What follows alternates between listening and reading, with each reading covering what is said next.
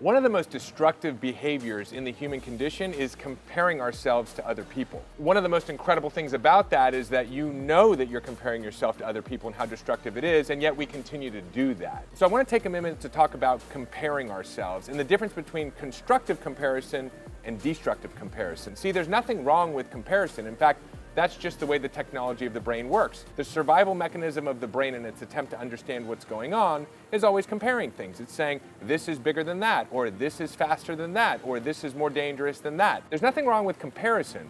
The problem is when we get into a destructive loop, when we start to take a look at what other people are accomplishing in their lives, in their relationships, in their business, in their wealth, and we start to ask ourselves destructive questions like, why is it happening to them and it's not happening to me? What is it that I'm doing wrong? How come they seem to have all the luck? What if it never works out for me? These are very destructive questions. They consume your energy. They cut you off from creativity, inspiration, intelligence. And this is actually one of the reasons why you can see someone creating something extraordinary in their life and you're not. It's not because you're less talented. It's not because you're less intelligent. It's not because the vision you have for your life is the wrong vision. It's because you're investing so much energy in this destructive comparison. What we can do when we realize that we're caught in this destructive loop is to move into constructive comparison.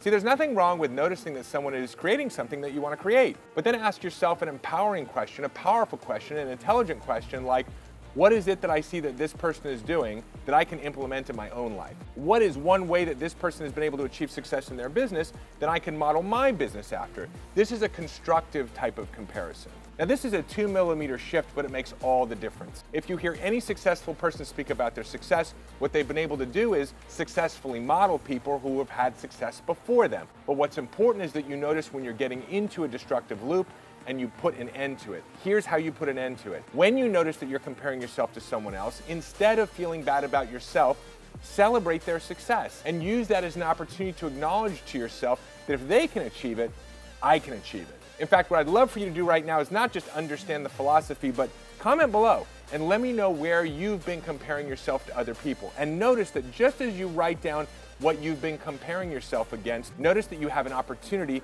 to celebrate the success that you're observing in the world and to ask an empowering question, which is, how can I achieve this type of success too? What can I learn from the success that I'm observing that I can incorporate into my life and shift from destructive comparison into constructive comparison?